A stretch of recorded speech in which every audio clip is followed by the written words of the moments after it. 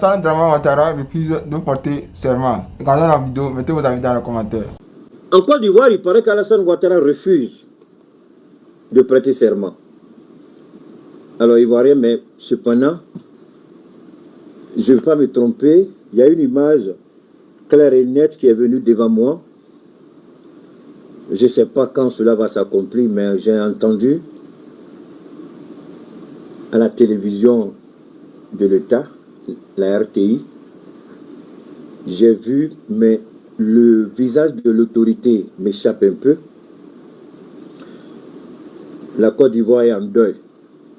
On vient de perdre le président Alassane Ouattara. Voilà l'image qui est venue, que j'ai vue.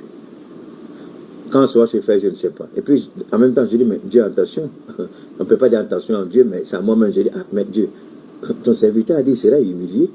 Et puis, c'est comme quelque chose encore me dit, mais l'humiliation de Dieu et pour toi, ce n'est pas la même chose. Ce qu'il vit là, c'est la pire humiliation qu'il puisse vivre lui-même. Parce qu'au-dedans de lui-même, il est humilié. Il est fortement blessé, humilié. Il dit, ah. Et puis l'image revient encore. Maintenant, je cherche à voir qui a annoncé la nouvelle à la RTI. Je cherche à voir le visage, mais le visage ne m'apparaît pas clairement. La même expression revient encore.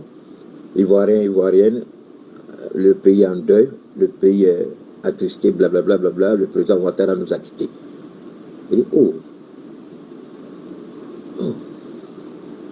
Et puis j'ai vu ma petite soeur, la guêpe, elle est en train de danser dans son coin, comme elle aime danser là. J'ai vu Maïmouna Kamara, et puis j'ai vu Suleiman Gbagbo, tout ça, et puis j'ai vu les rues de Paris. C'était la joie totale. Et à Abidjan, même on a vu les gens sont sortis avec les casseroles, les gens se sont mis à danser. J'ai dit, waouh. Bon, je ne sais pas si ce sera cette année, ou bien si ce sera une autre année, moi je ne sais pas. Mais en tout cas, ce que j'ai vu, je m'arrête là, je ne peux pas faire d'autres commentaires supplémentaires. Sinon, je deviens menteur face à l'Éternel. Alors, voilà ce qui s'est passé et que nous n'avons pas accepté. Mais avant d'aller plus loin, beaucoup d'informations sont en train de sortir sur cette soi-disant coup d'État. Et voilà ce que aussi le Seigneur aussi m'a fait comprendre. Mon Dieu, Allah. Les gens pensent que c'est un coup d'État d'Ambalo. Mais le coup d'État peut tourner, même si c'est le coup d'État d'Ambalo, ça peut se retourner contre Ambalo. C'est comme si Dieu me disait, c'est lui qui a la possibilité, la capacité de tourner le cœur des gens. Ambalo peut être à l'origine, mais ça peut se retourner contre lui. Alors j'ai cherché à comprendre, mais pourquoi? Et je cherche encore, jusqu'à présent, je n'arrive pas à comprendre, parce qu'il y a eu l'implication directe de la CEDEAO. Et d'autres choses, Macron a refusé, je dis bien, Macron a refusé,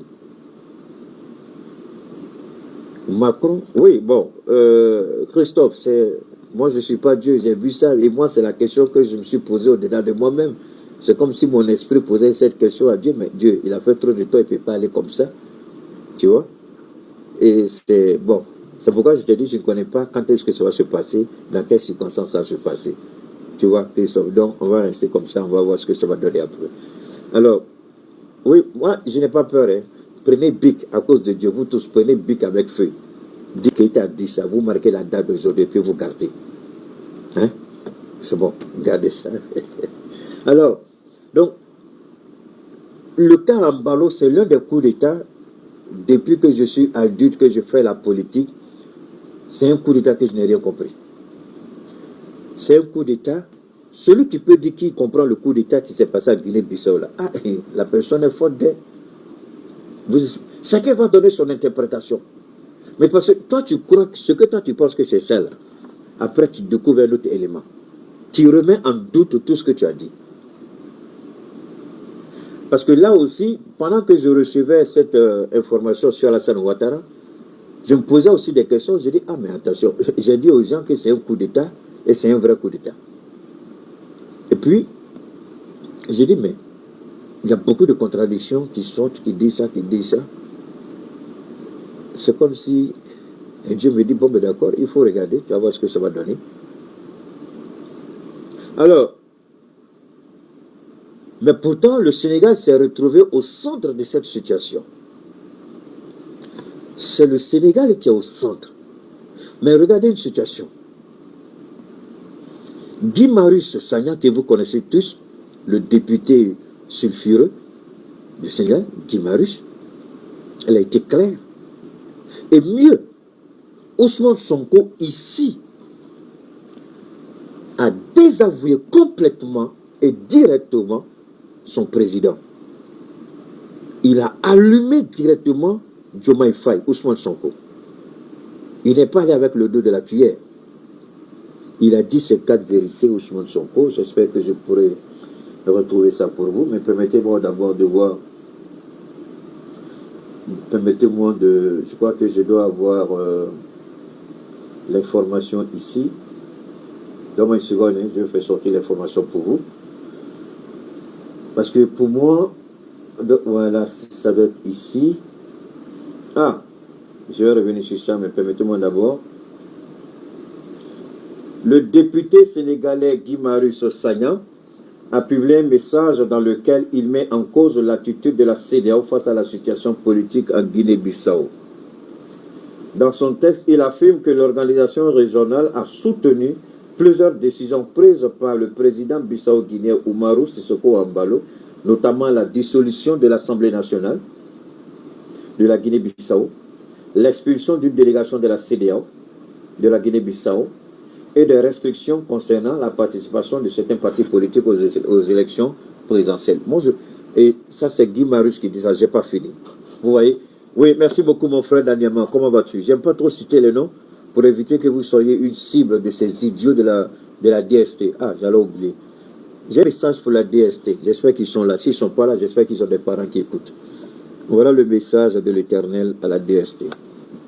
Tous ceux qui se rendront coupables de parjure, de crimes, tous ceux qui vont s'associer au régime d'Alassane Ouattara pour commettre des crimes, pour interpeller, pour perturber la quiétude des familles, parce que en droit pénal, la responsabilité est individuelle. Mais vous allez dans les familles des gens, vous essayez d'influencer, vous essayez de les martyriser, vous essayez de mettre une pression psychologique, et Dieu me dit de vous dire à tous, rien de bon ne sortira de vous. Tous vos enfants seront maudits. Les filles seront des prostituées, des ratées. Les garçons seront des drogués, des voleurs. Ils ne seront rien.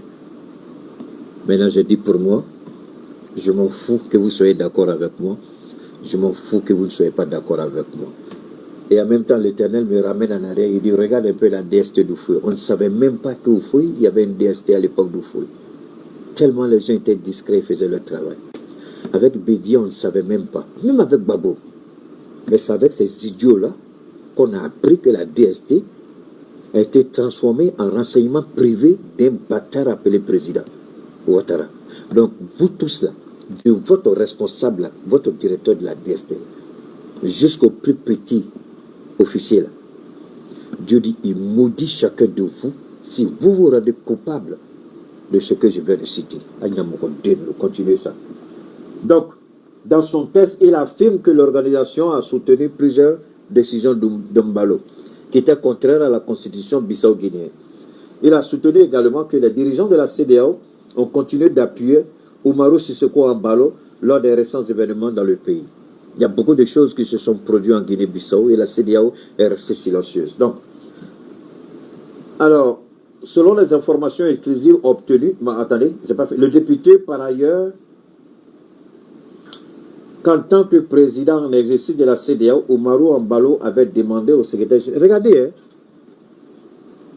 quand il était, moi j'avais oublié cette partie-là, quand il était en sa qualité de président de la CEDEAO, je ne savais pas qu'il avait demandé aux Nations Unies d'interdire au Mali, au Burkina et au Niger d'avoir droit à la parole à la tribune des Nations Unies. Moi je ne savais pas ça, c'est Guy Marius, je vais lire.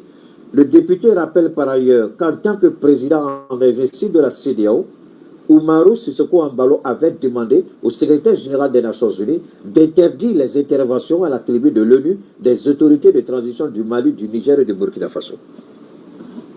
Ça, je ne savais rien de tout ça, pour être honnête avec vous. Quand j'ai lu, j'ai dit, ah bon,